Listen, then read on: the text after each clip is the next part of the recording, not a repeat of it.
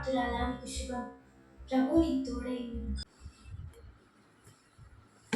శుభవచనం ఏమిటి? దేవుని వలన నీకు కృప పొందింది.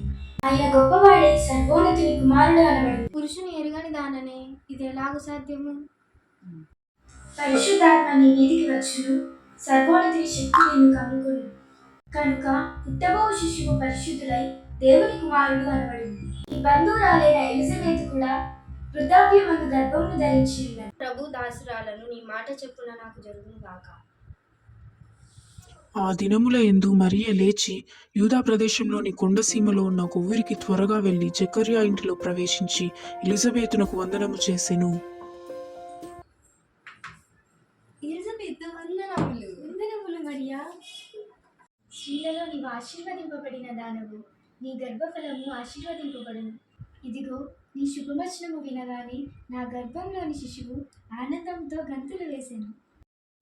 మరియ భర్త అయిన యోసేపు నీతిమంతుడై ఉండి ఆమెను అవమానపరచనుల్లక రహస్యంగా ఆమెను విడనాడనుద్దేశించెను. అతడు ఈ సంగతులను గురించి ఆలోచించుకొనుచుండగా ప్రభువు దూత స్వప్నమందు అతనికి ప్రత్యక్షమైను. దావీదు కుమారుడైన యోసేపు, మరియను చేర్చుకొనుటకు భయపడకు. గర్భము పరిశుద్ధాత్మ వలన కలిగినది. ఆమె ఒక కుమారుని కనును. కన్యక గర్భవతి అయి కుమారుని కనును. ఆయనకు ఇమ్మానుయేలు అని పేరు పెట్టుదురు. యోసేపు నిద్ర మేలుకొని ప్రభువు దూత తనకు ఆజ్ఞాపించిన ప్రకారం చేసి తన భార్యను చేర్చుకొని ఆమె కుమారుని కను వరకు ఆమెను ఎరుగకుండెను. అతడు ఆ కుమారునికి యేసు అని పేరు పెట్టెను. Joy to the world, the Lord is come. Let earth receive her King.